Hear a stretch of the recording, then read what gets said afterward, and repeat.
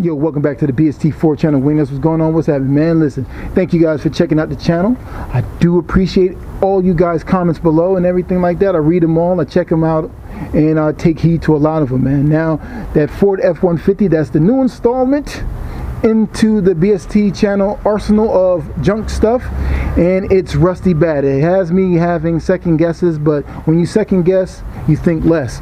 So what I'm going to be doing is keeping at it and making sure that I win on that. So I'm gonna take my time with that situation. I should be out getting some metal now, but what I was doing behind the scenes is I've been doing the little small delicate parts of this build here, like figuring out the hoses. Many of you guys may say that's not a big deal, but sometimes it is. You just want to make the best decisions, and sometimes when you rush something without thinking, you come up with some bull crap. Now this thing here took me a while to figure this whole thing out. It took me a minute, you know what I mean? I'm using brass fittings from the Home Depot, and I just got to use clamps to clamp it up, and got a hose from one of the parts stores and stuff like that. And it's not going to sit like that, but it'll be something kind of like that. And that hose, I'll cut it down, and that's kind of halfway there. But what I was really worried about was this messed up part here. Now this thing here is battered and tattered. Got to make a gasket for it, and right here I got to get that welded right underneath there.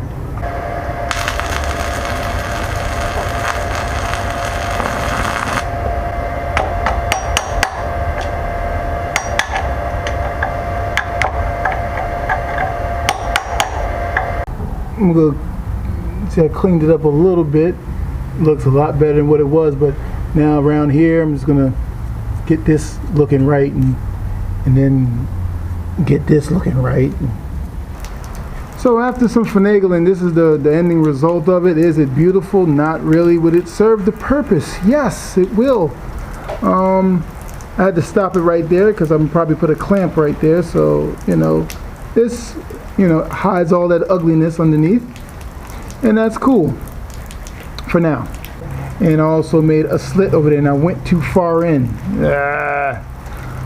because that's going to be a tight area. I'm going to probably put a stud on the bottom of the turbo and put a bolt in there, and kind of have the bolt locked in there, and then kind of tighten it up like that. That's going to probably be the fix for that.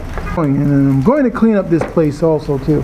Alright, we got this thing cleaned up. Again, like I said, that's pretty good. Now we got this, kind of mounded up, Sprayway custom style, but he'll finesse this a lot better than me.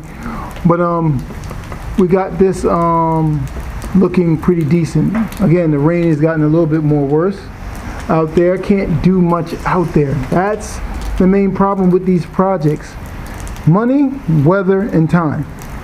But if you ain't got the time, damn sure you ain't gonna have the money. So that's what's gonna happen, man. But I want to talk to you guys about this drive shaft, man. I think I touched on it a little bit. Aluminum drive shaft, correct? This thing has a truck situation on here, and what I mean by that is, see, this is a Mustang situation, 5/8, nice Steedia brand. Doesn't fit. It's off by an inch. See what I'm saying? Off by an inch, no matter which way you put it. Off by an inch. And this right here, it's from a Ford Explorer, 96 Explorer. Doesn't fit. Fits snug in there, but it doesn't fit. Same thing. Now this one here is from I think it was an 87 Fox body, if I'm not mistaken. Fox body, but it's a Thunderbird. So 86, 88, 89 Thunderbird Fox body deal, and that thing fits right. You see? So now I have to go and get a truck situation and put on here, and then trim it down to 5/8. That's why you have not seen the drive shaft in there, because this thing is aluminum. Most of you guys are going to probably tell me, won't you just change the rear flange? Okay, cool. I'll change the rear flange, right? This little thing here, whatever you may call it, yoke, rear yoke, or whatever. Yeah, change that. Oh, just to fit this on there. But on the diff, we have this size, so it's not going to work. You understand what I'm saying? just not going to work. Just get the spacer from the truck and get it thinned out to around 5/8, just a little taste. That's all I need off of it. And then we'll be good. Now, you know, I was thinking in my head, right? Now you may look at this box here and you say, man, you got a box of bolts. You don't really even know what you have. I know. But this box represents something a little bit more greater than that. This represents us.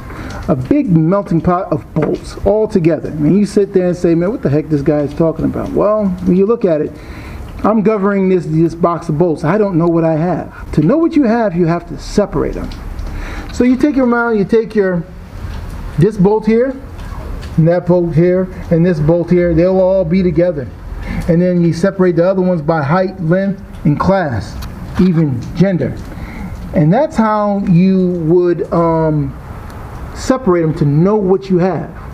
Now, how do you keep them separated? Well, you give them images of what the other one is doing to the other to keep them separated.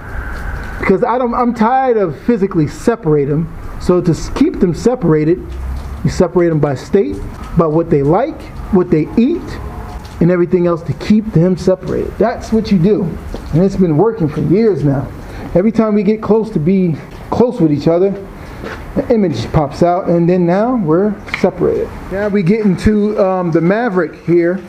And we've installed the stuff. We got the rag joint and everything, but the only thing that's really holding up me putting the front pieces on is crown nut. Yeah, crown nut. That's what we call it. Man, it's starting to rain out there. Crazy.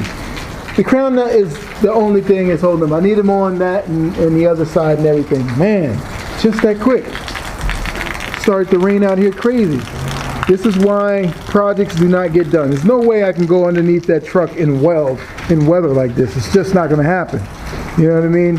Thank you guys for watching this episode of Build Something TV, man. Hope you guys were enlightened in some kind of way. This rain is bothering me because I'm supposed to get this daggone truck done and, you know, move it on, but I can't. So I'm just going to be sitting back, making money in the meantime and buying lots of parts. Mainly the parts I will be buying is going to be for this here, for the Maverick. I'm going to buy the oil pan, the sump, and the engine mounts. The flywheel, probably not. But I got to get that stuff there.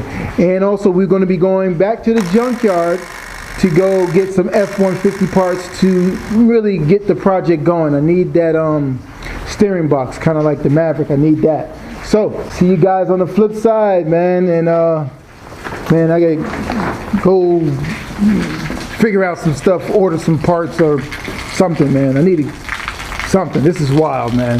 This is wild. See ya. Only cool thing when the car is oily like this, everything come off like butter when it's oily.